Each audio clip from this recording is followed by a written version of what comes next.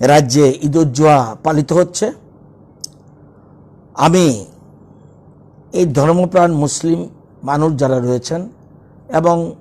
দেশ রাজ্যের সকল অংশের মানুষকে ঈদুজ্জোহা উপলক্ষে আমি অভিনন্দন জানাচ্ছি এবং যাতে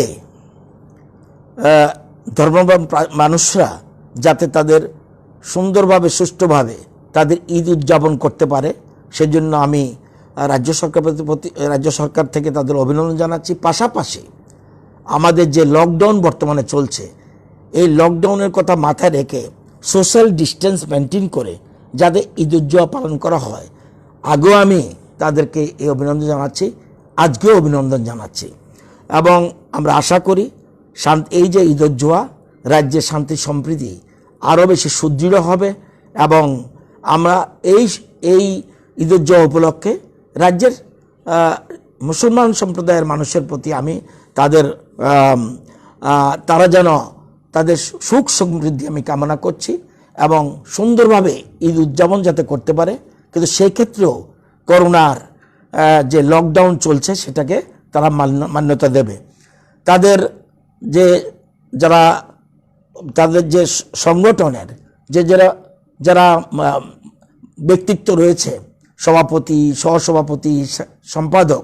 তারা আমার সাথে দেখা করেছে এবং তারা আগামী দিনে যে ঈদটা পালিত হচ্ছে 1 আগস্ট থেকে, সেদিন তারা ডিস্টেন্স মেনটেন করে, এমনকি অন্যান্য সময় তারা যে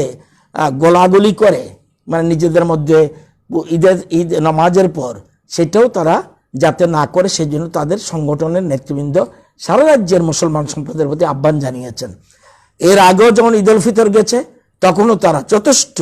এই করোনার মধ্যে তারা সহযোগিতার হাত বাড়িয়েছে। শুধুমাত্র মুসলমান ধর্মাবলম্বী নয়, এর আগেও আমাদের উপজাতিদের, রাজ্যের উপজাতিদের গড়িয়া পূজা ফেমাস পূজা,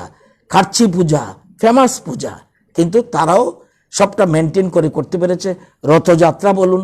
আমাদের বিভিন্ন অনুষ্ঠান বলুন, আমরা কের পূজা বলুন এবং অন্যান্য যে অনুষ্ঠান, পয়লা বৈশাখ বলুন, সব কিছুকে এবার করোনার কারণে আমাদের জাঁকজমকভাবে করতে পারি না, কিন্তু আমরা সেই ক্ষেত্রে সব কিছু বজায় রেখে তারপরে ধর্মপ্রাণ মুসলিমরা তাদের ঈদ উদযাপন পালন করবে, এটা আমার বিশ্বাস।